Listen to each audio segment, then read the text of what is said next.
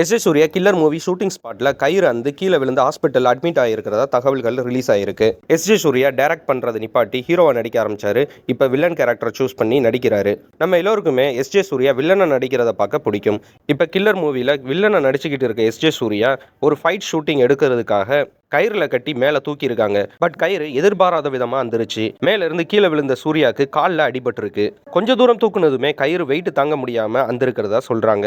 இன்னும் ஹைட் தூக்கி இருந்தா உயிருக்கே ஆபத்தா இருக்கும். நல்ல வேளைக்கு கொஞ்ச தூரத்திலேயே அந்த கீழே விழுந்ததுனால கால்ல மட்டும் அடிபட்டு ஹாஸ்பிட்டல்ல சேர்த்திருக்கிறதா ஷூட்டிங் ஸ்பாட்ல இருக்கிறவங்க சொல்லியிருக்காங்க. ஹாஸ்பிட்டல்ல இருந்த எஸ்.ஜே. சூர்யாக்கு லெக்ல சில தையல்கள் போட்டிருக்காங்க. இப்ப அவரால் நார்மலா நடக்க முடியும்னு ஹாஸ்பிட்டல்ல இருந்து டிஸ்சார்ஜும் பண்ணியிருக்காங்க. இன்னும் 15 டேஸ்க்கு அப்புறம் மீண்டும் எஸ்.ஜே. சூர்யா கில்லர் படத்துல நடிக்க போறாராம். வீட்டுக்கு வந்து இன்டர்நெட்டை பார்த்த எஸ்.ஜே. சூர்யாவுக்கு அதிர்ச்சியாக இருக்கு. ஏஐ ஃபோட்டோஸ் மூலமாக பல வீடியோவை பரப்பியிருக்காங்க. ஸோ இந்த மாதிரியான தவறான ஃபோட்டோஸ் யாரும் பரப்ப வேணான்னு சொல்லியிருக்காரு.